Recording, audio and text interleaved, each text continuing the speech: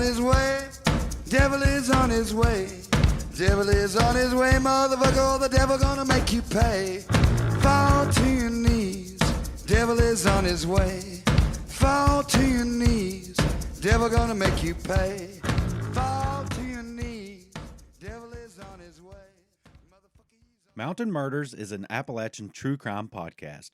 Some content may not be suitable for all listeners. Listener discretion is advised. We say fuck a lot.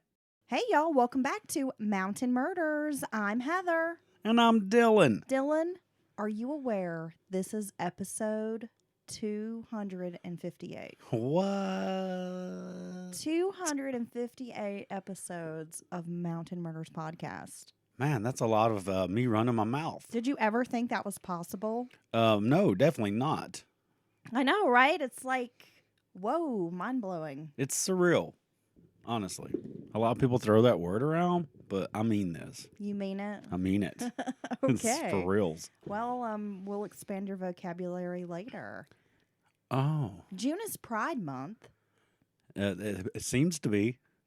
Oh, yeah? Yeah, I see a lot of stuff going on. Well, June is Pride Month, and with that came a massive arrest on Saturday at a Pride event in Idaho. Now, this story blew my mind, and so just go ahead and lay it out for us. The Coeur d'Alene Police Department received a call from a concerned citizen who witnessed a group of 31 members of a white nationalist group known as Patriot Front filing into the back of a U-Haul looking like a tiny army.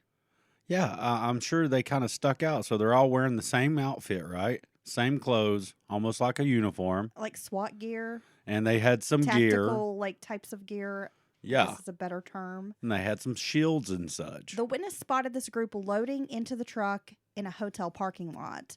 And so the police chief was like, we had no idea what we were walking into, noting that the traffic stop took place near the Pride in the Park event around 10 minutes after receiving this initial phone call. The group was cooperative during the arrest. They made contact, the police department made contact with the FBI, and they were also assisted by the Idaho State Police. They had 2 SWAT teams along with the sheriff's department that came out. At that point, 31 people were detained, and as you mentioned, they were all wearing the similar attire, shields, shin guards, and other riot gear. They had at least 1 smoke grenade. They have been arrested for conspiracy to riot. Ooh. And at this point, they appear to be affiliated with that Patriot Front group. Wow. So I think it's safe to say these guys were up to no good of some sorts, right? Yeah, so the Anti-Defamation League classifies Patriot Front as one of the United States' most visible white supremacist groups. They split from another group, Vanguard America, back in 2017 after participating in that Unite the Right rally in Charlottesburg, Virginia, which left several folks dead, didn't it? Well, that's where the guy drove into the crowd, right? Heather Heyer. Yeah. Was one of the victims. Yeah. Anyway, Dylan, what are your thoughts here? I mean, obviously these guys up to no good. Yeah, at the very least, they were going to cause some type of disturbance. This seems to be some kind of coordinated, would I say counter-pro? Because the Pride event, I'm going to assume, was just celebrating Pride Month. Everybody's kind of having fun. You know, just look how it wasn't really a protest. Well, we've been to Pride events. Yeah, I wouldn't. And there was like music and vendors and dancing and food and people just like having a good time. And a bunch of fabulous people. Living their best life. Just a fun of time. It's not a protest. So, I mean, it's not like these guys were going to go counter-protest, if you will, which I think's stupid. If you don't agree with something happening, put on your own protest and, you know, coordinate your own event and, you know, put your opinion out that way. But, I think at the very least they were out to intimidate and scare some people. It's true. Yeah, and they were like, oh, did your mom wash your uniform? Did you get the khakis from Belk's? Because, you know, you got to have a certain color beige. And I think I have all my stuff. I have my little Go-Gurt and my chocolate milk. You packed a snack? Yeah, well, their moms packed their snacks. The Patriot Front, you think they packed snacks? These guys aren't men. They still got their moms coddling them, I bet. Well, these little bitch boys apparently traveled from all over the country, Dylan. Idaho, Texas, Colorado, Arkansas, Illinois, Washington, Oregon, Utah, Virginia. Okay, so now they've put a lot of expense, time, and effort into this gathering that they're doing. So it leads me to believe they were up to something even more nefarious than just kind of making a show of it, right? No, the sheriff and the police chief say it's clear that based on the gear that they had and the stuff in their possession, they had a U-Haul with them, along with some paperwork that was seized, that they came to town to riot. Okay, so they were going to go there, start trouble, tear some shit up, make it, harm the community, scare people. So I hope that these charges stick, and I hope they carry a little time with them. Well, there were other threats made online, and the police department noted that some people were walking around the Pride event with guns and bear spray, which none of that's illegal in Idaho. But, I mean, typically folks aren't walking around with those items unless they are either there to cause trouble or for protection because they've been threatened, right? Well, yeah, you would think so. And I find it kind of interesting. These guys had no firearms, right? They had a smoke grenade, and seems more like they were maybe going to get into, let's go kick some ass. I mean, honestly, it seems like a bunch of goobs who thought they were going to go be badasses and, like, intimidate people and, like, be physical with people. Reminds me of several weeks ago when I organized a reproductive rights rally, and we had the local mountain militia show up, and it was a group of about 10 wiener dudes. Yeah. And one little angry goblin woman. Yes, she was very mad. Armed to the T, standing across the street, I suppose, trying to intimidate a group of women. It's pretty funny because normally if you have a group of people unarmed and then there's a group of armed people, the unarmed people may be intimidated, but these people were not even intimidated with guns. I wasn't scared. They were the biggest wieners ever. They had absolutely no guts. They really didn't say. They were hiding behind a truck. They didn't do anything when the big crowd was there. They didn't say anything. But then it started kind of clearing out. People kind of dissipating, crowd dwindling. and then they started running their mouths from across the street. Well, it was just one guy running his mouth with the police standing right there, so no one can actually do anything. So yeah. Yeah, while a group of women were like, "Come on over here and say that to us, you fucker." Of course, he didn't cross the street. Well, that was my point. I will hang out over here with all the women, and you can stay over there with those dudes because they look like they smell. Their little sausage party. All right, so I'm glad that. Thank you to a citizens who saw this, we had to get rooms at the Super 8 to coordinate and get all dressed in our matchy T-shirts and pants, and then their little navy blue shirts and their khaki pants. And then they went through trouble of renting a U-Haul so they can all go and get in to one spot. I mean, what the? Get a life. Get a life. This is such loser bullshit. You spent hundreds of dollars, thousands of dollars even, to fly and travel all over the country to go disrupt a Pride event. I mean, just think about that. Just think about how stupid that is, and how much you really don't have a life. And these are people who can't be worried about work and family and stuff like that to be doing this dumb shit. It's really stupid. That's how you spent your summer vacation? Yep. It's pretty fucking stupid. I'll tell you that much. Well, we tried to coordinate an event. We was going to infiltrate the Idaho Pride event, which is a real big deal, and it just didn't work out. I told them we should use the Red Roof Inn because they're a lot friendlier. The parking lot's a little bit more cover for you to load up in your U-Haul, and there you go. They want to change the Super 8 by the airport. I told them it wasn't going to work, and now they're all arrested. Well, anyway, happy Pride Month, folks. Happy of course, Pride Mountain Month. Murders, we support the LGBTQ community. Plus. We love you all. Yeah, bring it. Are you ready to get into today's case? We are still down in Alabama the whole month of June, Dylan. I find this case very interesting, and it's a little different. This is a different kind of case. Yep. And I'm surprised it has not been covered by other true crime podcasts. Well, are you going to do anything? Are you going to cover Ted Bundy? I mean, that's what the people are really wondering. You guys need another Charles Manson episode? Yes, the next month we will be doing Gacy, Bundy, All those. Jeffrey Dahmer. Jeffrey Dahmer, I'm sure there's plenty we could tell you've never heard before. BTK. Yeah. But no, once again, Heather's dug up the story that I know nothing about, and I'm ready to learn. It's a crazy story, Dylan. Is it crazier than- It is like a roller coaster. Is it crazier than 31 grown men in a U-Haul with Mitchy Matchy t-shirts I feel on? like the guy we're talking about today could potentially be part of this U-Haul van. Okay. We're going to talk about Hayward William Bissell. Okay, he has a great name. Was born March 28th, 1962. He was the second son born to a retired Army enlistee named Howard and his wife Magdalena, which, by the way, I love that name. That's beautiful. Magdalena, pretty. Magdalena had a son before, like a previous marriage. And so Hayward had an older brother that was a year older and then a younger brother 4 years younger. That was, his full brother. The other was like a half brother, right? So 3 boys. Parents got their hands full with 3 boys. Howard went to work in Sandusky, Ohio at the Ford plant while the family settled in nearby New London. As a child, Hayward was defiant. He didn't seem to like authority and exhibited behavioral problems at home and at school. He didn't like work, meaning chores, schoolwork. So he just wasn't down with the program. No.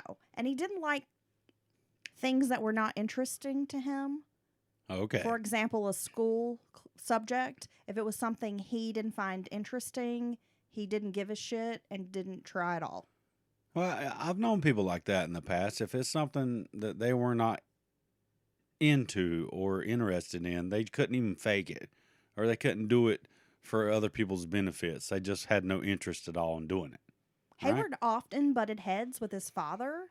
As a child, he may have had some accidents which led to head injuries or concussions, something we should think about as the story progresses. One relative described him as a constant griper. He griped about everything. Just a little complainer. Damn. This was his personality, and it followed him into adulthood. Who wants to hang around this little kid who complains all the damn time? Have you ever been around a complaining child? Yeah. I have, and I don't want to be around adults who complain, much less a little child that's constantly bitching about something. Well, no, you're just a kid. You're not helping, do any of this stuff, financing any of it. So why don't you just sit over there and shut the hell up? In elementary school, he made A's, B's, and C's, but he didn't get along with other kids, frequently getting into scuffles. By 15, Hayward was using illegal drugs and abusing alcohol, which led him to drop out of school in the 10th grade. In 1979, Hayward joined the U.S. Army. By all accounts, he did well in the military. It was a point of pride for him. He trained as a motor transport operator and was an expert on the M16 rifle. He spent most of his enlistment in Germany. Hayward received awards and accolades such as the Army Achievement Medal. His battalion commander also cited him for meritorious performance of duty. Hayward seemed to find the regimented lifestyle satisfying, which I find interesting considering he always kind of bucked authority and didn't like being told what to do. Yet he found the structure of the military very pleasing. Well, yeah. Well, obviously he found all this stuff interesting to him, and it's something he could lean into. Because not only did he, do a good enough job, it sounds like he's excelling and kind of standing out, being an above average soldier. You make a good point, Dylan. Yeah, wouldn't you call that? What do you call that? He's put together. What do they call those kinds He's of? very squared away. Yeah, squared Very away. just outstanding soldier. Yeah. In 1985, he was honorably discharged. Once he returned to Ohio, Hayward found work as a security guard in Toledo and in Norwalk at the Fannie Farmer Candy Factory, then at a McDonald's. It was around this time Hayward began battling a bad back. After his discharge from the Army, he married his first wife, Sherry Jane Brown. Together they had a daughter named Crystal. And at first, married life seemed fine, but soon Hayward and Sherry began arguing, and he turned threatening. It was during their first year of marriage that he started showing signs of depression and mental illness. By 1989, Sherry was assaulted by her husband and filed a domestic charge against him. During the violent altercation in which he threw her into a refrigerator, Hayward told Sherry he would take their daughter Crystal away. God. He also threatened more violence if he was thrown in jail, but this didn't stop Sherry from reporting the incident. Later, there was a physical encounter with Sherry's brother Leonard, and that's when Sherry filed for divorce. Because, like, not only is he threatening his wife, but then he goes to her brother and starts trying to beat up her brother, thinking somehow that's going to get her to come back. Like, what? So Sherry's not playing this as No. this behavior continues to escalate. You're fighting around the daughter. You're making threats that concern the daughter and her, and now you're kind of attacking my family. She's not playing around, so she just straight up divorce. I'm done. Hayward reportedly told Sherry's relatives, quote, "I don't understand after so many years of loving her why she wants to divorce me." Okay, so okay. Well, I mean, I guess this goes back to maybe the way his brain works. He's not processing things the same. If I beat people up and threaten them physically, they don't want to be around me. He doesn't get that part. I don't know. Hayward continued saying he would get their child taken away from Sherry one way or another. He accused Sherry of being gay with one of her female friends. Sherry's brother reported to police that Hayward stated he would kill Sherry by cutting her up into little pieces and feeding her to her own mother. That would certainly kill her. That would definitely kill her. A divorce was finally granted in March of 1989. Sherry was given custody of Crystal, and Hayward was granted visitation like every other weekend. By the late 1980s, Howard retired from Ford. The family, which was Howard, Magdalena, and their youngest son, moved to Winter Haven, Florida. They bought a home near the park where the Cleveland Indians held their spring training. Their oldest son followed in Howard's footsteps, joining the Army, and lived in Hawaii. So Hayward was not very close with his older brother at all, and they rarely kept in touch. He opted not to move to Florida with his parents, but stayed behind in Greenwich, Ohio. So after the divorce, Hayward was kind of in and out of mental treatment facilities for depression, suicidal ideations, and psychological problems. He was admitted to at least 9 different institutions in the region over a dozen times. Wow. Okay, so he's definitely struggling with his issues, right? I just wonder what you have to do to not get visitation. Because anytime someone's granted visitation, no matter how frequent it is, you're creating these situations where you have to hand the kid off back and forth, right? Unless it's outlined by the court, supervised, with chaperones from DSS or something like that, which is very seldom outlined like that in my experience. But you're just creating these times you have to keep seeing this person who's been physical, who has, threatened you. To chop you up and feed you to your mother. See, I mean, that's an extra, right? That's a little extra. So, I mean, I would be, I don't know, I understand that the court thinks that, parents have a right to see their children in some capacity if at all possible, but it's obviously that he has some significant issues. We'll see about that, Dylan. Oh. His aunt served as power of attorney at the time. She was given power of attorney over Hayward. Being the closest relative geographically to him, she was tasked with dealing with his most explosive outbursts and unpleasant behaviors. By July of 1989, a woman went to police to report that her truck had been damaged while parked downtown. Hayward had gotten into a fight with another man and caused serious damage to this woman's truck just by getting into a fist fight. I guess, pushing this dude up against the truck, hitting him. Okay. So just some random woman comes outside and finds her truck's been beaten all to hell because of these 2 grown-ass men acting a fool. Oh, that would piss me off so bad. I would be pissed off Right? as well. I mean, my God. Get in that truck and run them over. He's just exhibiting lots of bad behavior, like a lack of impulse control almost, it seems. Yeah, definitely seems to be something of that nature he's dealing with. In 1991, Hayward had troubles with his landlord. He was living at the Dreamland Motel. Hayward accused the man of sending his mail back to the post office, then threatened the landlord, I will get that out, We're both muck mouth tonight. and his wife, saying he didn't like foreigners and that he would kill one of them. Don't you dare return the sender on me, you son bitch. I expect my letters and bills in a timely fashion. The landlord and his wife were physically afraid of Hayward because of his size. He's a big man, Dylan. We got to talk about how big Hayward is. Well, see, I was wondering because he seems to kind of go to the physical thing pretty quickly when he has a problem with someone. So. Hayward is about 6'4". Oh. And he weighs 400 pounds. Wow. So he's just a monster of a man. Yes. Just a giant dude. Because with that height and that weight, you might have some fat on there, but you're just a big guy, period. Even if you weren't fat, you're a big guy. Intimidating to some people, not me. Exactly. And so it seems like Hayward's just a big bully, right? Yeah, I kick him in his big fat knee. It was around this time in 1991 that he began seeing a woman named Teresa Goebel. The pair eventually married and had a child together, a daughter named Brittany. After only a few years, the couple separated. Now, according to Teresa's family members, there was a history of domestic violence in the second marriage to Teresa, but the abuse was never reported to police. Teresa would later say that they had arguments, but she never felt afraid of her husband. Teresa described him as a clean freak who liked things done a specific way. She said he was almost obsessive compulsive about the way their home was cleaned.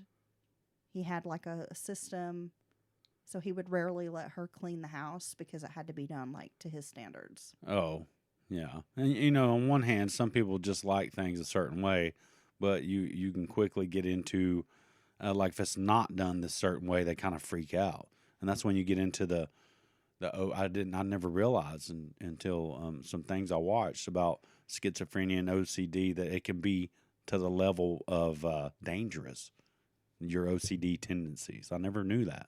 He smoked pot sometimes during their relationship, but she never reported any other types of drug use. So keep that in mind because we will have contradictory reports later on. In February of 1992, Hayward reported child abuse to the Norwalk police regarding his ex-wife, Sherry. So his daughter, Crystal, had a red mark on her neck in which she said her brother had pinched her. But later the girl recanted, saying that her mom had grabbed her by the neck. Hayward asked police to report it to Child Services so there was a document on file in case of a later incident. During Hayward's frequent hospitalizations, he was diagnosed as a paranoid schizophrenic. During one visit in 1997, he reported there were bugs and hidden cameras planted inside his apartment. He claimed to hear voices inside his head and was convinced that he had been given a truth serum shot into some candy. He also said various people in the community were out to get him. In February of 1998, he was admitted to a hospital with depression and suicidal thoughts. Hayward told doctors there was, quote, blood spilled all over the road. Yeah, so he's having full-on schizophrenia, it sounds like to me. He's having auditory and visual hallucinations. He's ultra paranoid, which is scary because that's what leads to a lot of the problems with when a schizophrenic strikes out. It's because they think their neighbor, their mom, their friend, or whoever's out to get them. They've been thinking that for weeks, maybe months. So this is very scary. Here you have this big guy dealing with this very significant mental issue. He claimed his mind and his alarm clock, Dylan, were both being controlled by satellites. I believe that about my alarm clock. He also said certain people in town were trying to bite off his penis. Now, I'm not going to make light of this, but that would be... Now, see, here's the scary part of schizophrenia for me. He truly believes these things to the point where he can't be comfortable. He can't, be safe, feel safe at home or anything. He thinks all these crazy things, like every time he drinks something, eats something, he thinks someone's getting at him or putting some substance in his food. Bugged the apartment. Yeah, they're listening to his satellite. Someone's trying to bite off his genitals. Jeez, I mean, this is so scary, and I feel bad for people who have to go through this. But it's like a cycle. You know, they get on the meds, and they may do better if they make it to the point of having meds, but then the meds are very heavy and they make you feel lethargic. They make you feel dulled, blunted your thoughts, and you don't feel like yourself. So then, I mean, they have all these side effects, and then you get off the meds because you don't like the med side effects because they're really strong, and then you get it back into the cycle of paranoia, hallucinations, hearing voices, and not only hearing them but believing what they're saying is true. Oh my gosh, it's scary. Schizophrenia scares me. In November of 1998, the Greenwich Police Chief Randall Kilgore was in a grocery store when he noticed Hayward staring at him. The officer, who was familiar with Hayward, having dealt with him during some of the most bizarre episodes, nodded at him. But instead of saying hi or recognizing the chief, Hayward continued sort of staring at him in this very challenging manner. The chief asked how he was doing, but got no response. Chief Kilgore decided to move along and went to his office for work. About 10 minutes later, Hayward walked into the chief's office and told Kilgore, quote, "Something evil has a hold of me." When asked what kind of evil had a hold of him, Hayward said, "It's confidential." Okay. Just as Hayward, who, as I mentioned, is this big, very large, 400-pound guy, 6'4", gigantic dude, was leaving, the mayor burst into the chief's office and asked Hayward why he was sitting in the mayor's car. The mayor had just purchased a brand new Lincoln Town car.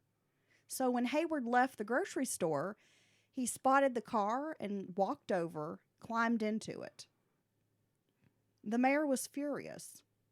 What the fuck were you doing in my car, bro? Yeah. Right? Yeah. Hayward apologized and promised to never do it again. The mayor seemed satisfied with this answer. Hayward refused to further elaborate about the evil, and Chief Kilgore learned that Hayward checked himself into a hospital after this incident. Chief Kilgore sent a memo out to his police department about Hayward and warned them to approach the man with caution if they saw him out and about again. Well, see, all these times he's been in and out of these places, it's like he's trying to get help. I mean, it seems like to me. Does it you? Well, we're going to learn some more about Hayward as our story progresses, Dylan. Okay. In December, Hayward told doctors, quote, "A banshee was beaming thoughts into my head." However, an investigator that will be part of our case later believed Hayward knew he was about to get in trouble with police for getting into the mayor's car and used the evil excuse to get out of it. He believed Hayward was manipulative and often used his mental illness as a way to avoid getting into trouble with law enforcement for the things that he did. Okay. So, yeah, does the guy have some issues? Sure. But he also uses those issues as kind of like a cover to help keep him from getting in real trouble. By Christmas Day of 1998, police received a call from Nick's Saloon in Newark about a man with a gun. While officers were assessing that situation, another man driving a blue Chevy Blazer came up to police in the parking lot and asked for help. He said the driver of another vehicle behind him had been following him from Utica to Newark, Ohio. When an officer approached the other driver, who had been following very closely behind the Blazer, and asked, "Why are you doing this?" the man said, "It's confidential." Okay. Hayward Bissell was identified as that driver. He kept telling the officer it was top secret. Finally, he was asked to get out of his car. Hayward informed the officer he was on medications, but was handcuffed and taken to the Newark police station anyway. He was then ordered to undergo a psychiatric evaluation, Dylan. His relatives told police he did have a history of mental illness, and after the eval, he was released back into his family's custody. Oh, there you go. So maybe it worked for him once again. In spring of 1999, Hayward had been cooking in his apartment when he fell asleep. The apartment caught fire. He received treatment for a burn on his arm, but medical staff believe he needed to be admitted into a psychiatric facility because he was exhibiting very strange behavior at the hospital. While he's at this hospital, he is doing very odd things, Dylan, as I mentioned, like rubbing feces on himself. That Like, is that's the kind of odd behavior. that's very odd behavior. He told the medical staff a voice in the toilet told him to do it. He woke up in his room and said a voice told him that the other man, the other patient that's in the room with him, was going to turn into an alligator and eat him if he didn't either pay the man money or beat him with a shoe. Okay. He didn't have any money, so the other choice would be to beat the guy with a shoe. And at some point, Hayward realized the man was a patient like himself, so Hayward didn't hit him with a shoe. So Yeah. he's here to pay money or beat you with a shoe, and he's all out of money. Yes. And okay, but he stopped himself, is what he's saying, Yes. because he had the realization this guy's just a normal patient like me as well. He also told doctors that federal agents were the ones who set fire to his apartment. He also told the doctors his sperm was extracted and frozen, and he thought he was being used to father children all over the world. Now this has happened to me. I'm pretty certain this one's real, and that I'm part of this program. They've extracted the sperm from you? Yeah. Well, what they do is they seek out these what's the right words? Just a peak physical specimen of male fertility. Just a man. What's the definition of a man? When you think of just a real man, just big, strong, smart, handsome. Like Paul Newman? No, like me. Jason Momoa? No, those guys. No women want to have kids that look like these guys. Okay, like no, me. Yeah, and then but I didn't want to be part of the program because I don't want to have a bunch of kids running around with big heads. With big heads. And but then they just take it. They take it anyway. When you're sleeping, when you're at work, you just don't. Boom. You just yeah. So this part, I believe, is all I'm saying. It's happened to me. Jason Momoa. Why you always go to Jason Momoa? Okay, so another Paul woman, Newman. because those are like perfect physical specimens of men. It's not true. They're ugly. Paul Newman is like the most beautiful man to have ever walked this earth. Paul Newman is pretty. Okay? Okay. It's beautiful. I think Jason Momoa smells. Well, you can have your wrong opinion. Okay. I don't care. I would smell his stank armpit. He is beautiful. I will lick the sweat off that man. Another woman he dated for several months around this time said that Hayward had threatened to kill her twice. She reported it to police, but Hayward denied having called the woman at all. Police told them basically you have to stay away from each other. Well, yeah. In October of 1999, Hayward couldn't get his medication refilled at a pharmacy, so he called the clinic where the medication had been prescribed and threatened the staff. This was reported to police. The clinic's manager informed him via letter Hayward was no longer allowed to be treated at this clinic because they took all threats seriously.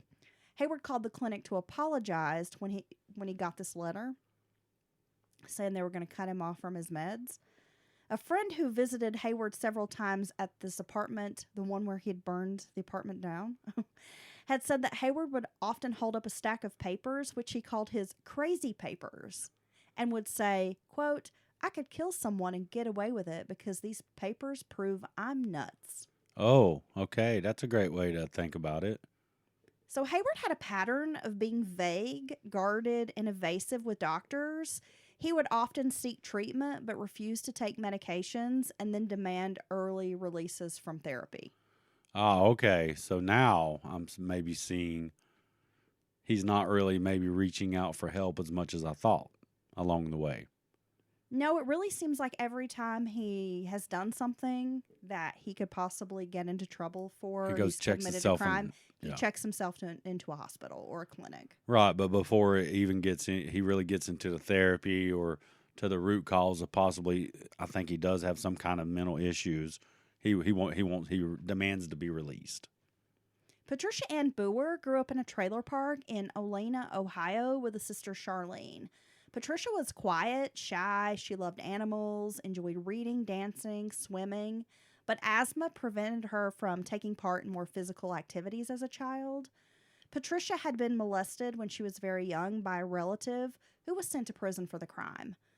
Patricia eventually attended Western Reserve High School, where she was part of the EHOVE, EHOVE Career Development Program, which was for students with special needs.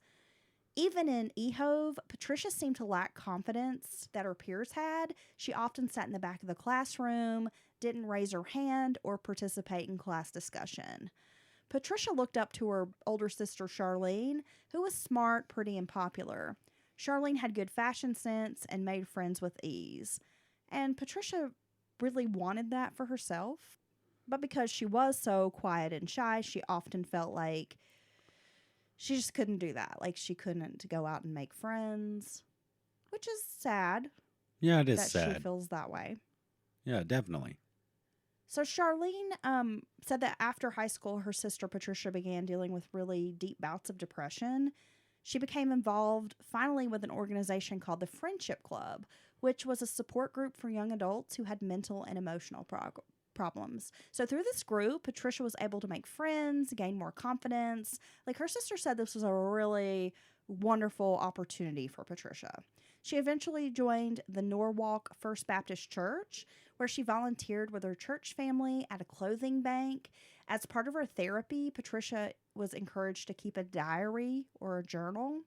The woman began writing down her thoughts and feelings. Her sporadic entries depicted a shy, insecure woman who longed for love and to be loved. At some point, Patricia had a boyfriend, but eventually wrote that she wasn't attracted to him anymore because he was a sex maniac who did obscene things in strange places, like masturbate and other stuff. Oh, damn. Sex maniac? After she broke up with him, he would still come around to her apartment and steal things from her. I'm sure he probably came around her apartment too. Yeah, I mean, yeah, nobody. Kind of sounds like she had low self-esteem and got involved with a piece of shit. Yeah, it sounds like a piece of shit who's like doing, taking advantage of her. Yes, doing things that she has no interest in, and not only that, it's kind of weirding her out, and that's not okay. In August of 1999, Patricia wrote in her diary that she had met a man from Sandusky while selling Avon at the Firelands Village Apartments, where they were neighbors. Patricia seemed to believe that she had a future with Hayward Bissell after only dating him for a couple of weeks. She had always brought her boyfriends home to meet relatives, but they had not yet met this man, Hayward. One aunt said, quote, Patricia was never a good judge of character when it came to boyfriends. So she more than once has ended up with someone's kind of strange or maybe taking advantage of her in certain ways. Everyone who saw them together thought they were an odd couple. Again, Hayward was 400 pounds, while Patricia was a slight woman, very petite, and weighed about a fourth of that. Like they said, she barely weighed 100 pounds. And she looked very young. People thought she was a junior high student. Oh my gosh. She was like 13 or 14 because she had such girlish features and was such a delicate, like tiny little person. So they're like the odd couple. Yes. People notice them like, wow, you got this great big guy and this little tiny girl. And yeah, it's kind of weird. People at the Friendship Club, when learning of her relationship with Hayward, warned her, like, you have to stay away from this guy. Some of her friends there had actually had a violent encounter with Hayward before because he was stalking a woman who lived in the same apartment building. My God. And this couple knew him because he had been stalking this other woman, and they had tried to intervene on that woman's behalf. So they have very low opinion of him. He's no good. He's already being mean to this other woman we know of. Definitely not the type of person you need to get mixed up in. Right. So by January, Patricia learned she was pregnant with Hayward's baby. Now, at this point, they've only been dating a couple of months. Hayward invited her to go to Florida to visit his mother for a few weeks, but Patricia didn't really want to go. Hayward had given her a ring and wanted to get married, but she had these reservations, Dylan. She wasn't sure she really wanted to marry him, and she wasn't sure she even wanted to go to Florida with him. About a month before this, Hayward told Patricia he would take her somewhere, beat her up, and she wouldn't come home alive. Oh, yeah. Well, that's going to make her want to go with you. In November, she had shown up at the Friendship Club with bruises, which she told her friends that Hayward had given her. One of the friends later told police that Hayward had stolen about $3,000 from Patricia's savings account, money she was supposed to send to Avon for products she had sold. Oh, wow. It's not even her money, really, right? Right. When Patricia had tried to distance herself from Hayward, the 6'4" man was no match for her. He refused to let Patricia break up with him, and there was very little she could do. Well, I mean, that's his MO. Just intimidate, make you do things, make you, bow to my will. He just, like you said early on, he's just a bully. He likes to bully people. Well, proving to be a master manipulator, Hayward wrote a 3-page long letter to Patricia, pleading for her to get back together with him after they had a brief breakup around Christmas. And of course, the letter hits all the marks. Oh, how much he loves I will her. never do this again. I will change. I can't live without you. Let me prove myself to you. Look what you made me do. Dumb shit. When Patricia found out she was pregnant, she made calls to friends and family sharing her good news. During those calls, Patricia didn't mention an upcoming Florida trip, so no one knew she was going to leave town.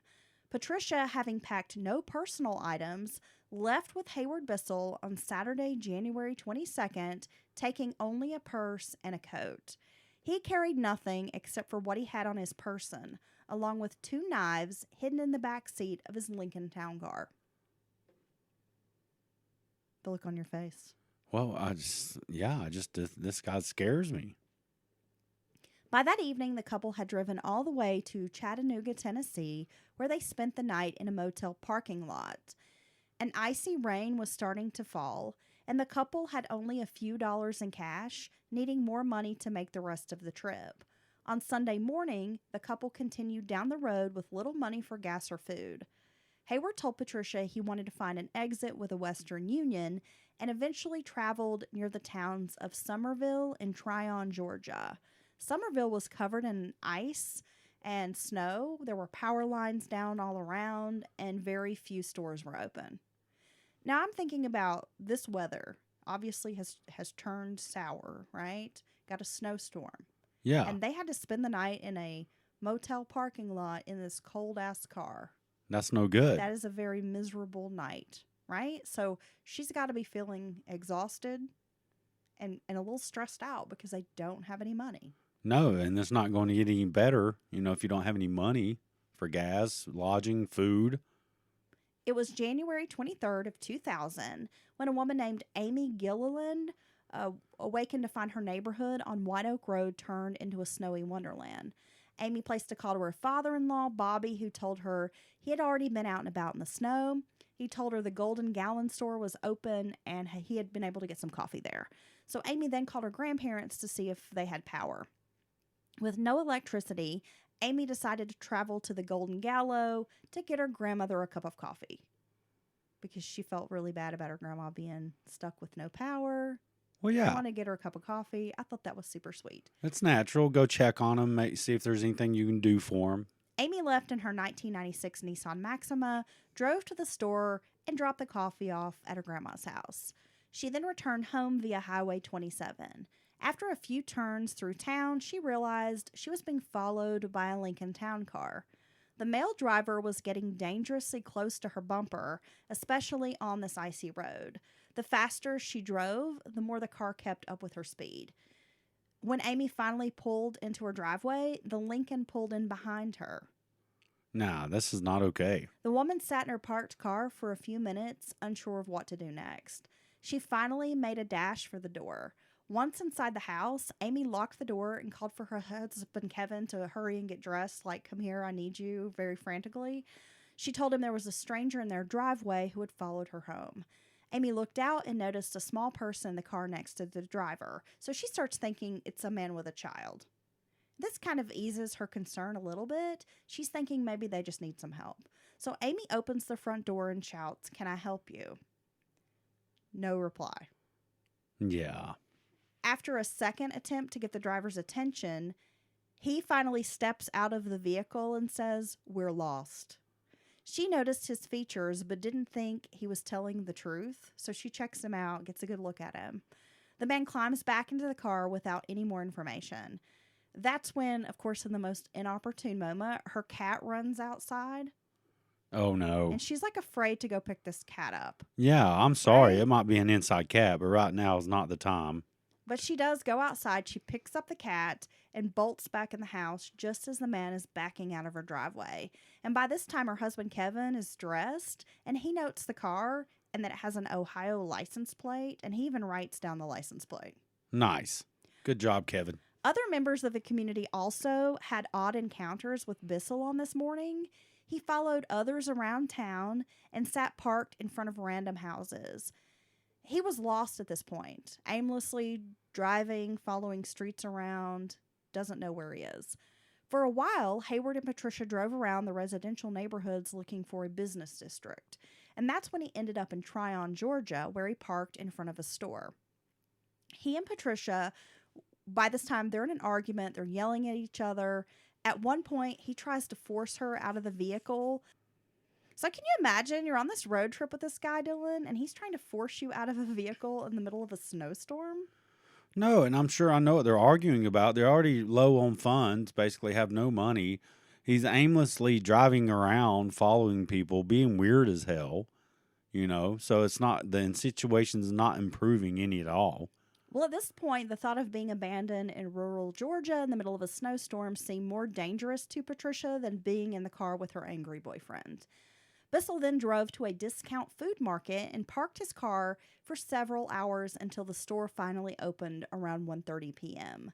Security footage show Hayward enter the store around 2:24 p.m. He wanders up and down the aisles. He goes to the bathroom, and then around 2:34 p.m., Patricia enters the store. She goes into the restroom, then leaves. But from the footage, it appeared as if she was kind of hesitant to return to the vehicle. She stood sort of holding the door for a few moments before walking out to the car. This poor girl. When they returned to the car, the situation grew worse, as Hayward accused her of being a black witch or a double agent. Okay. He asked her if she knew where they were, and she says, I think we're in Georgia. That's when Hayward reached into the back seat, grabbed one of the knives, and cuts her throat. Oh, my God. He cuts Patricia's hand and leg off. Jesus. Just like that. Rain and sleet obscured the view from the windshield, and the car was parked away from the store, so no one could really see what Hayward was doing to the woman.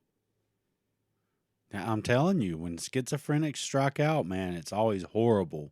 It's always horrible. An autopsy will later reveal that she was amputated at the right leg below the knee. Her left hand was removed at the wrist. Portions of her heart, lungs, stomach, and liver were removed. There were 30 stab wounds to Patricia's eyes and nasal area. Another 4 were located on the left side of her neck by the ear.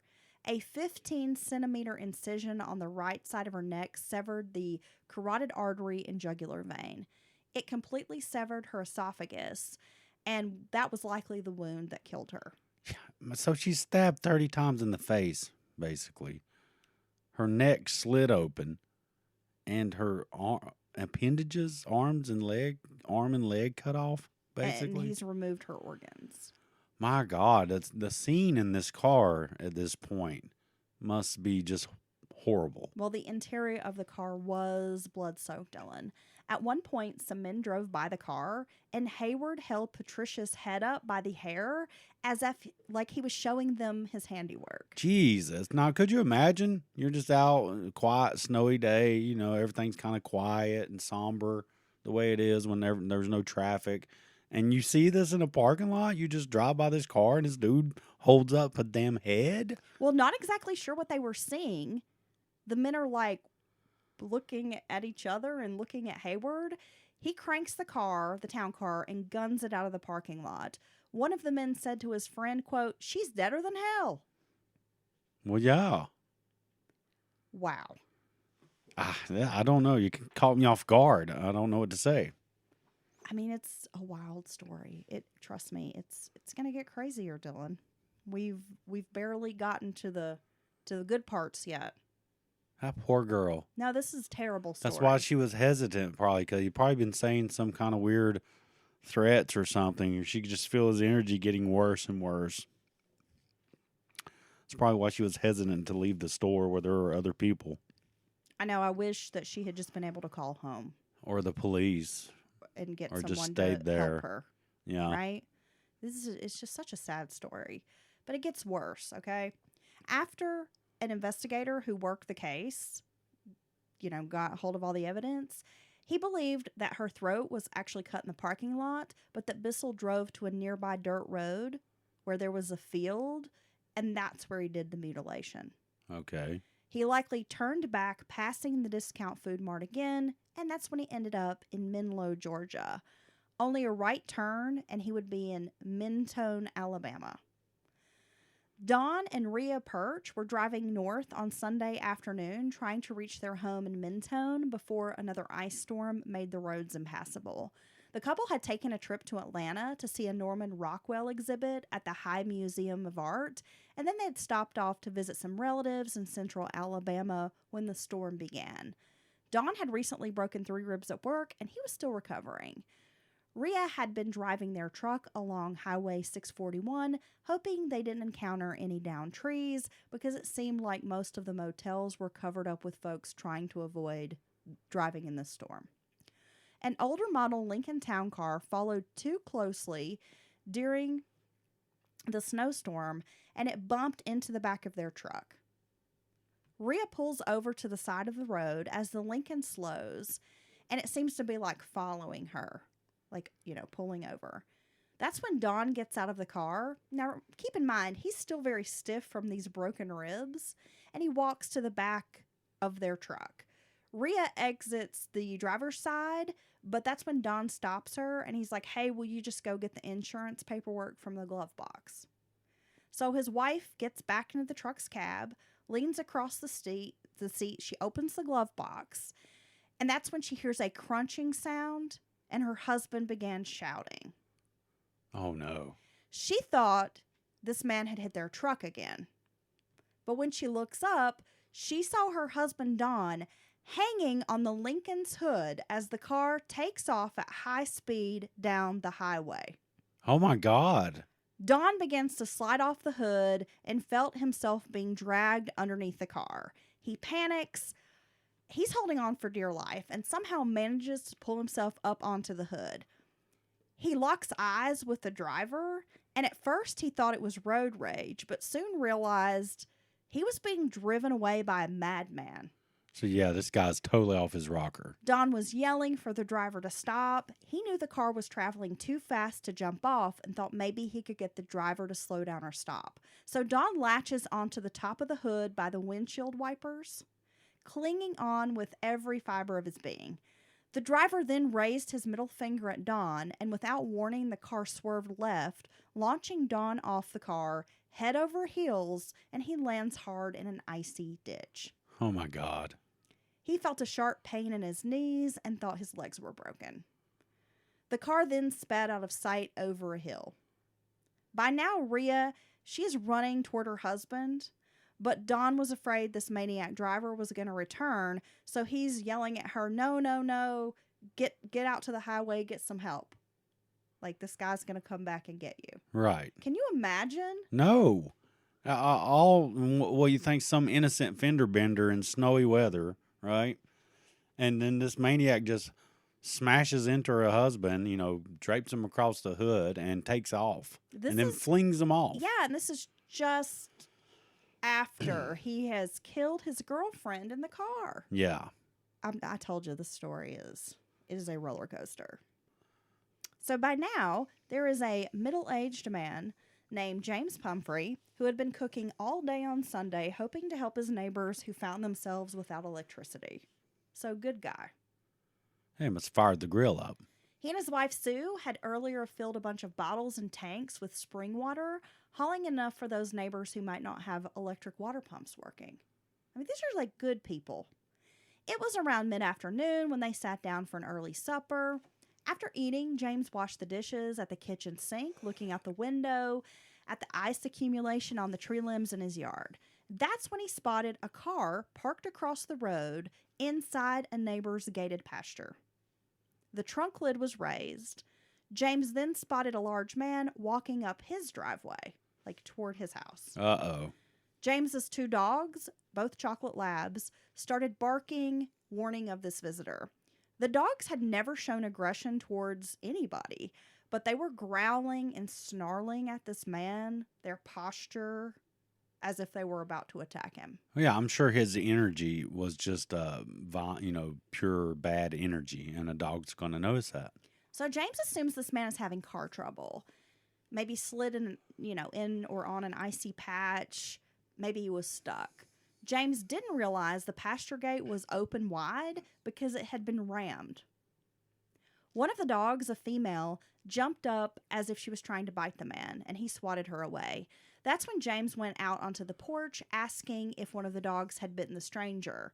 He turned around to look at the dog as it ran up behind him. James did, and when he, turned back, his gaze met the stranger who was already at the bottom step in front of him. Now, without saying a word, the stranger reaches up, he sticks a large knife into James's abdomen. Oh, my God. This is so scary. Yeah, so he's just totally out of control, but before people even realize what they're dealing with or what kind of, situation it is, it's too late. The attack was so sudden, there was no way to prepare for it. James backed toward the door while the man swiped the knife at the dogs, who were now trying to protect their master. James is yelling at his wife, "Whatever you do, don't open the door. I've been stabbed." But before they could close the door, because he's trying to get in the house as well, the big man reached into the house and grabbed Sue by the collar, trying to drag her onto the porch. While holding her with one hand, he continued trying to cut the dogs. The woman's crying and she's begging him, please don't hurt my dogs. The female dog, Coco, was fatally injured by the stranger, but her son, Reese, forged an attack on the intruder, willing to risk his life for Sue and James. The heroic dog gave his life because when the perpetrator let go of Sue to fight back, she was able to get into the house and lock the door. Wow. Get her husband in the house. So if not for their dogs, the Humphreys might not have survived this attack. Oh, I think it's almost definitely wouldn't have survived. They ran into the bedroom and grabbed a rifle. The intruder made his way around the back of their house after mutilating and decapitating the dogs. Jesus, this guy's just in another world. Meeting him at the back door with the rifle was the only way to prevent him from coming inside the house. Shoot that son of a bitch. As James tried to shoot the rifle, the gun jammed. But when the man saw the weapon, he said, "Don't shoot me, I'm leaving." And that's when he ran down the driveway and took off across the road. The wounded man climbed in his truck, this is James, alongside his wife, and they were able to drive to find help. That's when they saw a group of people pulled over on the side of the road, and the couple stopped. They didn't realize these people were pulled over helping another victim who had already been ambushed by the same crazed assailant. So is this a group of people helping the gentleman in the ditch who'd been hit by his car? Okay. Okay. So now they're starting to put 2 and 2 together as maniacs. Now, at this point, they don't know. Okay. They just are trying like hell to They get see some people, help. They yeah. see people. They're like, oh, maybe they can help us. Yeah, They're and scared out of their mind. Their dogs have just been killed. we have to remember this is in the day and age a long, long time ago when everybody didn't have a cell phone and all that on their person at all times. In the year 2000. Exactly.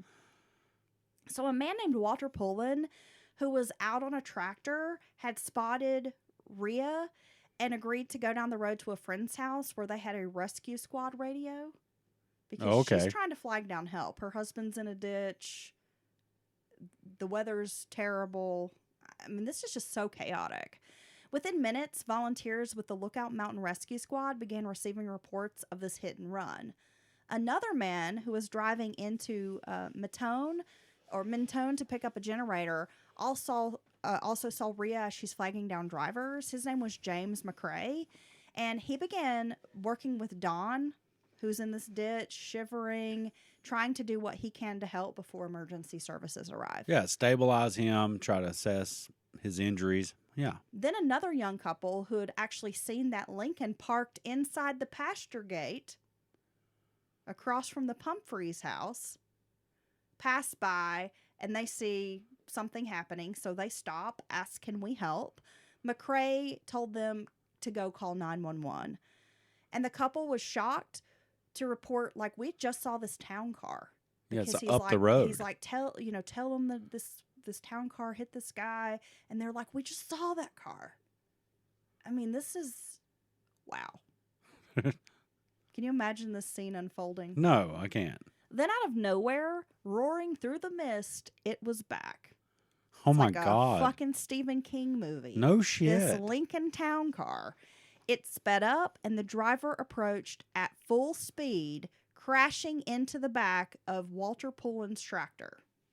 Like he's already been able to call for help and has come back. So he sees other people there where he just left from and just drives at them, basically. The bystanders, horrified, scatter into the ditch.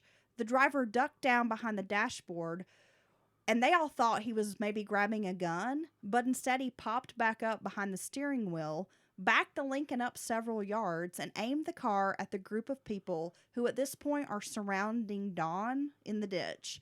It's as if the driver was determined to try one more time to kill Don. Yeah. And at the last minute, the driver swerved onto the roadway and jetted off toward Mentone. Okay.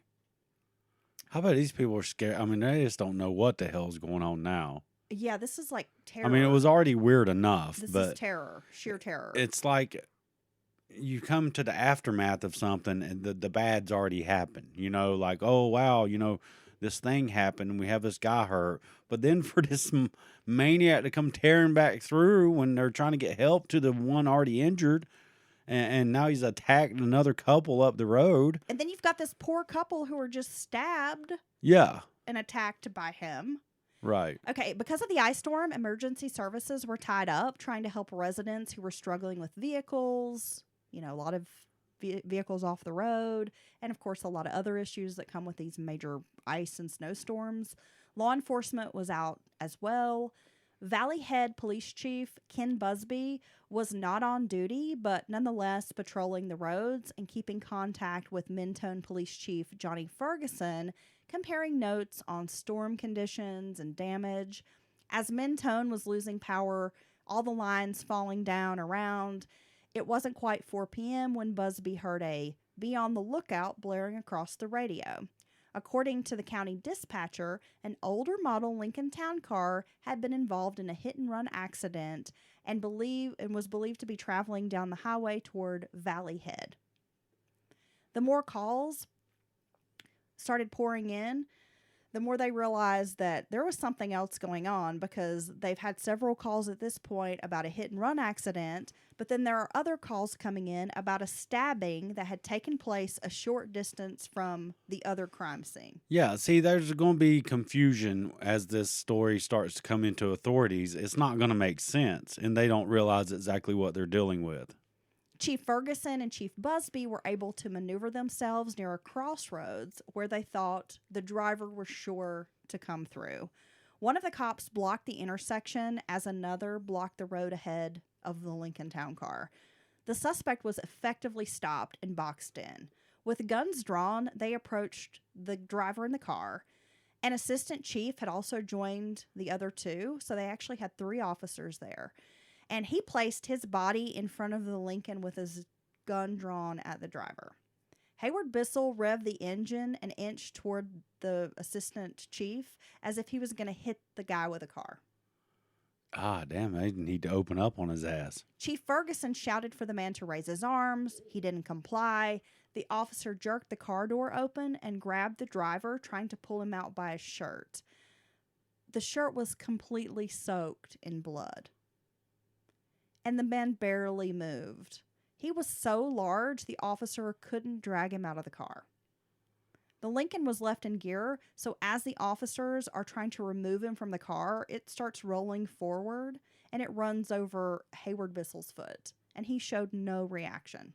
What the No hell? emotion. He didn't seem to have any reaction at all to his foot being rolled over by a car. So he's kind of halfway out of the car kind of thing, one leg out.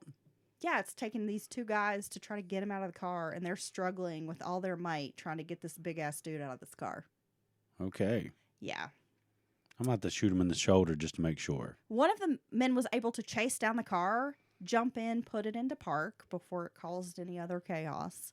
The officer noticed someone else in the car and was barely able to say, "Step out of the car," when he noticed the passenger's arm was missing its hand.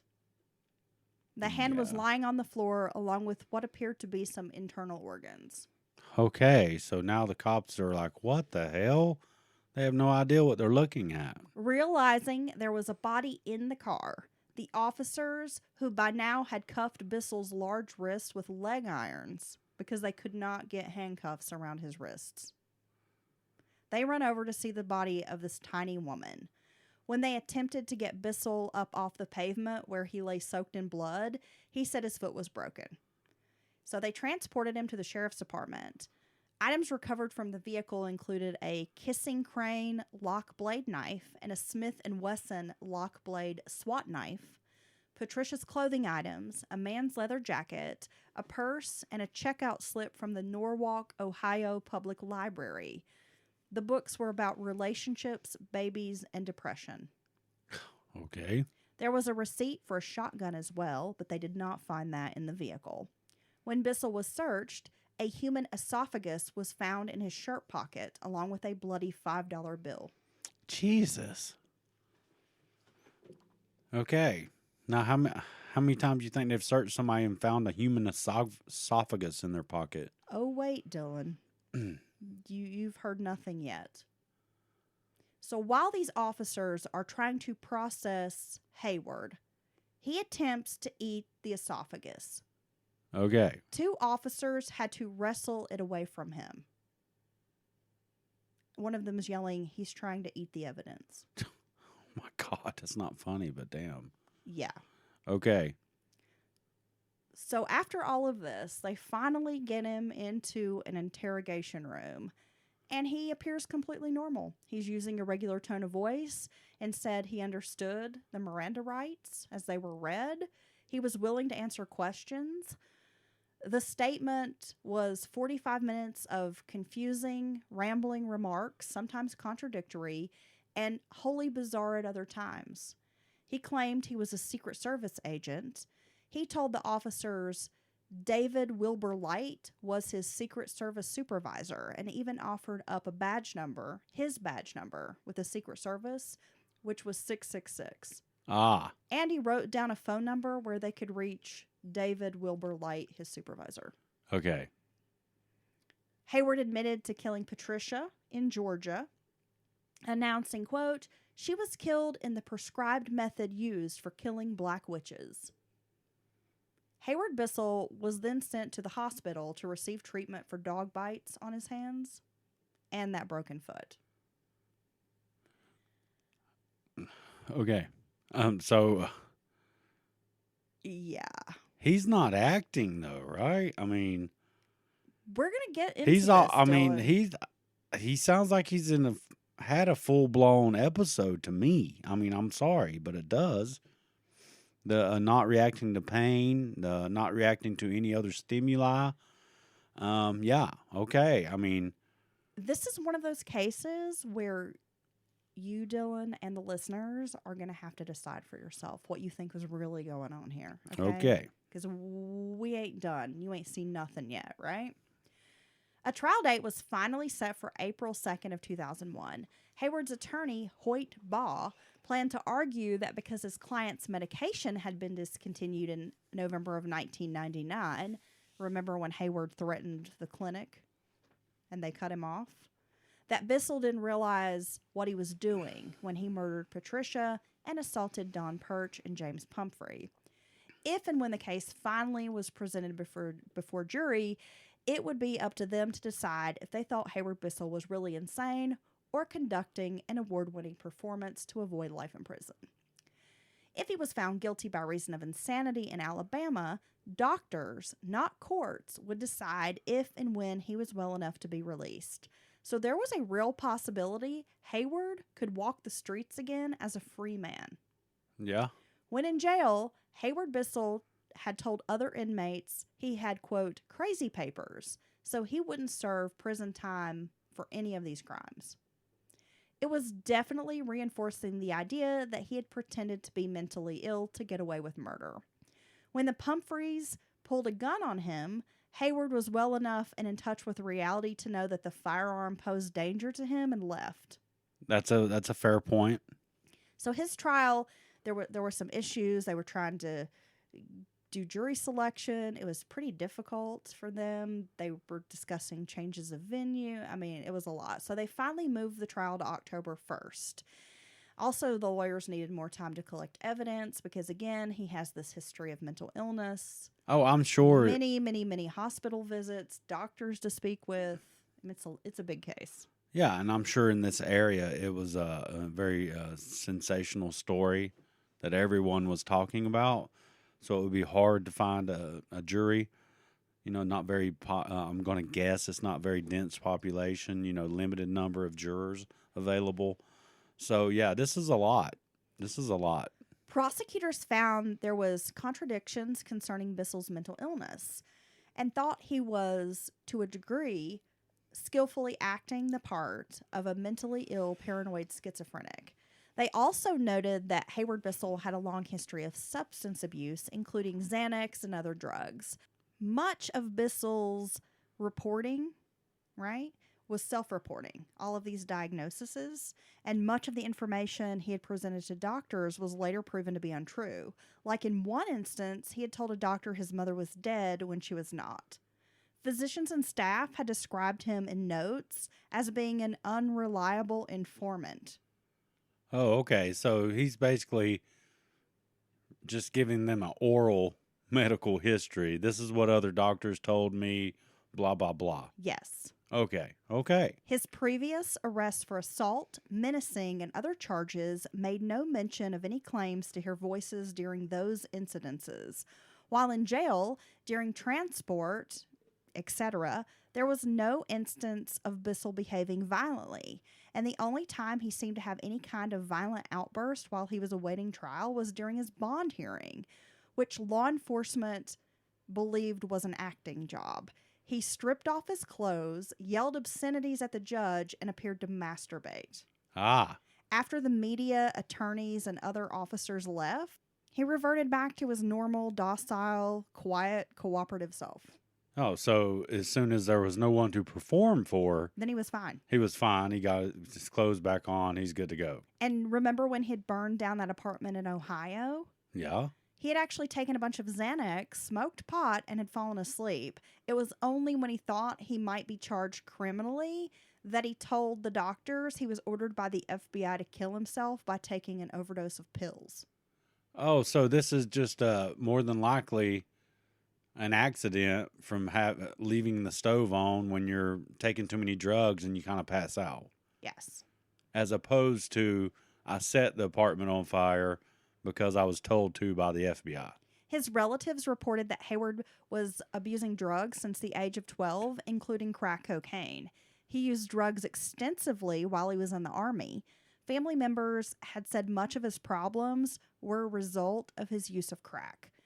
Hayward had never reported being sexually abused as a child to any doctors, yet after his murder arrest, Bissell claimed he was sexually abused by a relative when he was a child, and also said he himself was in denial of being a pedophile. Well, I gotta say, what he did to that poor girl, I mean, is it possible he just wanted to do that and then he did all the extra stuff after post-mortem to make it look like he was crazy? I mean, is that what we think maybe is happening here? This is what the prosecution thinks. Like he just lashed out, killed her, and then's like, oh shit, I better cut her up or do some extra stuff to make myself look crazy. This is what the prosecution thinks. At one point in 1999, he had stopped taking Haldol, which was prescribed by doctors for hallucinations and delusions, insisting that instead he should be given Xanax and Prozac. Bissell reported after this he was experiencing no psychiatric symptoms. So basically, he's not schizophrenic. He's not taking his schizophrenic meds to control these hallucinations. Right. He just wants Xanax. He just wants the pills he wants to abuse. Yes. Okay. Right? So, I mean, that's That's questionable. definitely. Hayward, prosecutors theorized, had killed Patricia out of rage and anger because she was pregnant and going to break up with him. He attacked Perch because he thought the man had seen Patricia dead in his car, and he went to the Pumphrey house to rob them because he only had $5 in his pocket. If he had been compelled to kill people because of voices, the Pumphrey shotgun wouldn't have stopped him, according to doctors. Well, I see their point. If you're on this, well, it's like when you get reports from law enforcement who do come into contact with someone in a full-on episodes, they punt the gun in their face, and the people just keep marching forward. Well, that's what They don't even the recognize prosecutors, it. like specialists, are Right. suggesting. Hayward was ordered to spend 2 weeks at Central State Hospital in Milledgeville, Georgia. The doctor's report found Bissell competent to stand trial. He was described as being angry, anxious, easily agitated, and depressed. Doctors considered that he had been off his medication for 2 weeks before killing Patricia and likely suffered a delusional compulsion, and that he understood the charges against him. Hayward was then transported to Georgia, where he was charged with first-degree murder of Patricia Boer. Bissell took a plea deal and was sentenced to life in prison. He could be up for parole in 14 years with this plea deal. Dude, it's bullshit. He was then sent to the Georgia State Pen for the rest of his life. James and Sue Pumphrey ended up moving closer to family somewhere in the Appalachian Mountains, but experienced trauma for years after. Don and Rhea Perch also moved out of state to Colorado. James said, quote, "I thank the Lord God, he'll be locked up for the rest of his life where he can't hurt anyone else." The other victims all agreed there was no need to go to trial for the Alabama charges because Bissell was already serving a life sentence. Yeah, well, yeah. But, I guess they're glad to get the life sentence on him, maybe as part of that on the plea deal. But, he just, what he did to that, to Patricia was horrible. Well, it was horrible and unwarranted in all respect. You are all correct. aspects. No, it's really terrible. After being transferred from the jail in Alabama to Georgia, one of the jailers who had spent a great deal of time around Hayward Bissell said, quote, "Why, hell, he's not damn bit crazier than I am." That sounds like a jailer's Of course, quote. many in custody agreed with the statement that Hayward seemed completely fine while he was in jail awaiting trial. While in jail, Bissell made a comment to deputies that killing Patricia wasn't a big deal because every 15 minutes in the United States, a woman is murdered. Okay. Yeah, whatever, you piece of shit. Damn, somebody needs to cut his big ass up. Well, he's still in jail. He's still serving time in prison. He's not been paroled. Well, I hope they never parole him. I hope they make that life sentence that life. But it's interesting to me, Dylan, that when the prosecutors start looking into his mental illness and sort of uncovering truths about his hospitalizations and his self-reporting of hearing voices, that's when he decides to take a plea deal. Yeah, well, yeah. It seems and not take it to trial. Well, no, I don't think it was going. I don't think it was going to work for him, or maybe he was afraid it wouldn't, and maybe he'd get even worse sentence. But when you look at the whole story, and the prosecution's theory there, it kind of makes sense because it really did seem like every time he might get in some serious trouble, he went and he went and checked himself in the hospital, but never wanted to really take part of the program, never wanted medications.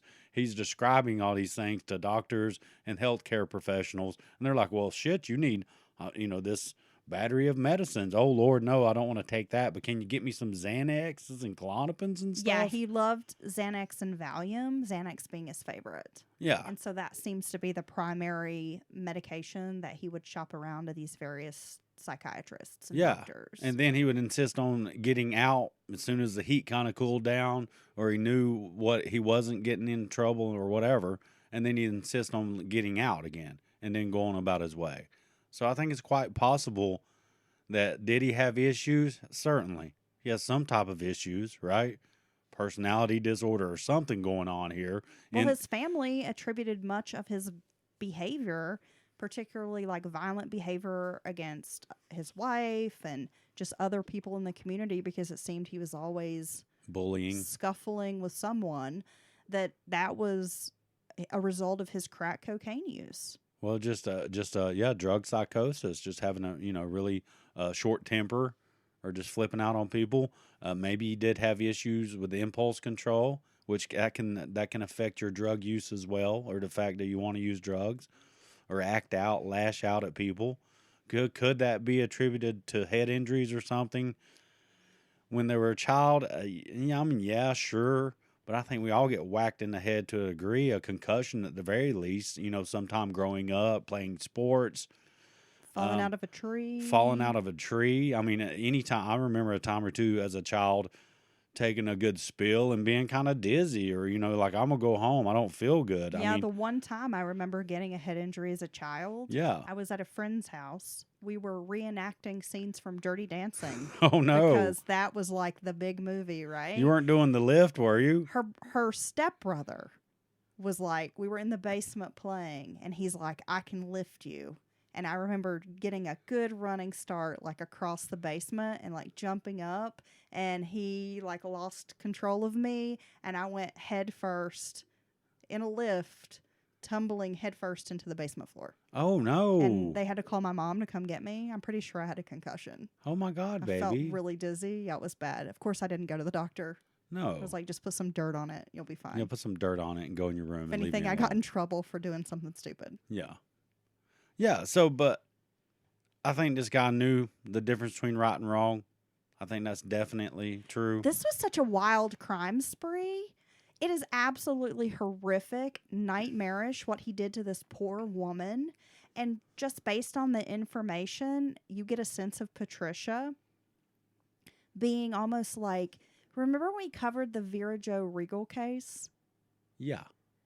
And how these people just tormented and tortured this poor girl. Oh, my God. I feel like Patricia is almost on the same level as Vera, just very naive, trusting.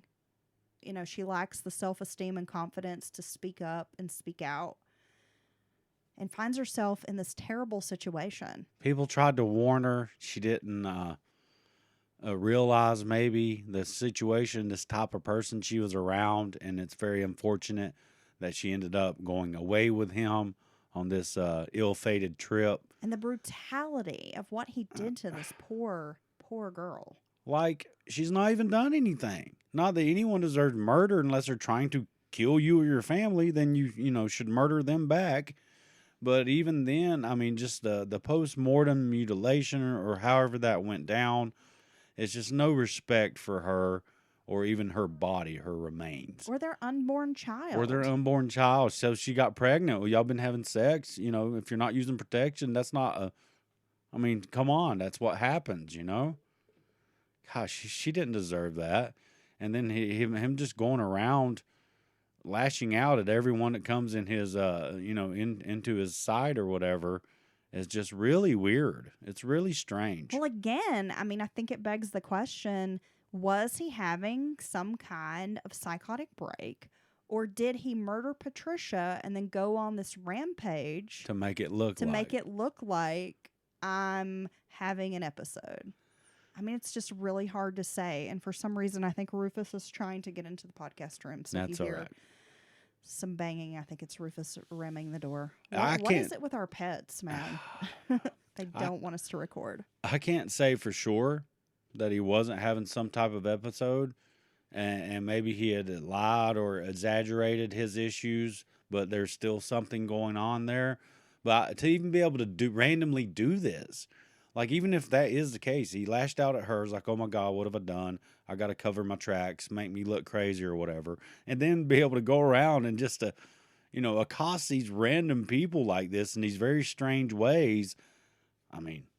You're not mentally sound if you can even do that, right? I think you could easily argue that. But I think he's just a fucking psychopath. He possibly knew right from wrong. And that's where the main point of the insanity plea comes in. If you did, what you were doing was wrong. And he sure as hell got on down the road and told him don't shoot when they put a shotgun in his face. Exactly. After he'd already stabbed someone for no reason. It's a tough call. And was trying to drag. If it wasn't for them dogs, he would have killed both of them, I'm pretty certain. Those dogs saved their life, gave their life to save their lives. Absolutely, Dylan. And he also had to, realize the dog's attacking him and turn his attention towards it. So, yeah, I don't know. I think he's just a piece of shit. I'm afraid that's what the case is. So, consensus, this guy's a shitbird? I think he's a shitbird. I mean, I guess like I said, he's not whatever you would describe as normal either, but he's not out of his mind crazy to where he doesn't know what he's doing.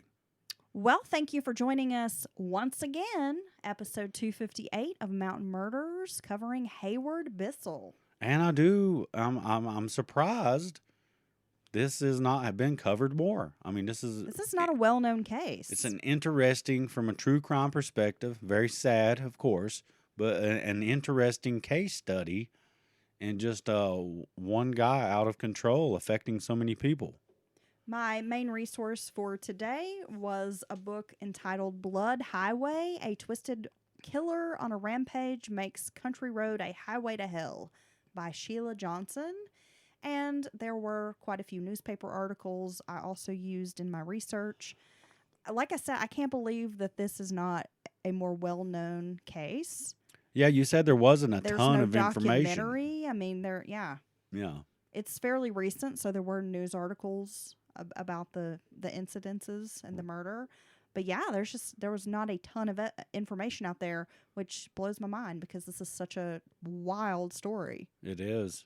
I don't think we've covered a spree criminal quite like this before.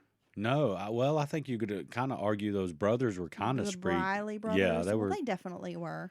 They were definitely. But not to this effect. I mean, what they were doing was kind of its own thing. But just that's true. Running someone over, charging at their, random people in their homes, coming back, dogs when there's people there to help the one person he's already hurt. Threatening everyone again and scaring them. So had these officers not been able to create this, this highway sort of blockade. Well, yeah, that's one thing about a rural area. They know there's like one way in, one way out. We know he's likely going to come through here. So that was smart on their part, able to stop him. But again, had they not, who knows what else he was capable of. Again, he stopped. He didn't, he stopped when he saw the cops blocking the way, and they got him out and got him into control, even though he's this big, huge man. So, well, was he acting or was he not? Yeah, there were some other issues I didn't go into as far as the prosecution. They almost had their own private investigator who was working to help them uncover some information. And some of the self-reporting of the auditory hallucinations didn't quite match up either. Because if I'm correct, schizophrenic, when they are hearing auditory hallucinations, they hear it in both ears instead of hearing it, it's like on the left side but not the right side. And he had made some comments that made them think otherwise. About it being like, I heard it from this side or... Yes. Okay. But I didn't go into all those great details.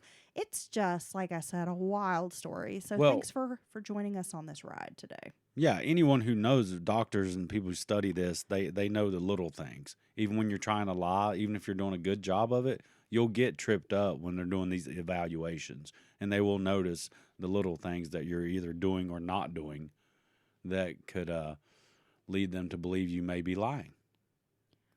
Well, if you have a case suggestion for us, you can always email us at mountainmurderspodcast@gmail.com. We got a very cool case suggestion from one of our listeners today, Dylan. I put it on the list. Definitely something we want to check into when we get into the state of Kentucky. Nice. So thank you so much for sending that along. And you can follow us on Instagram. I will be posting some photos of the folks involved with this case. And we have our TikTok account where I make a lot of videos about Appalachian history and culture. If you would like to give us a follow, Mountain Murders Podcast. Yes, and stay safe, and we'll see you next time. Have a great week. We'll be back on Wednesday. I think we have some listener stories, Dylan. Ooh, I can't wait. Okay, bye.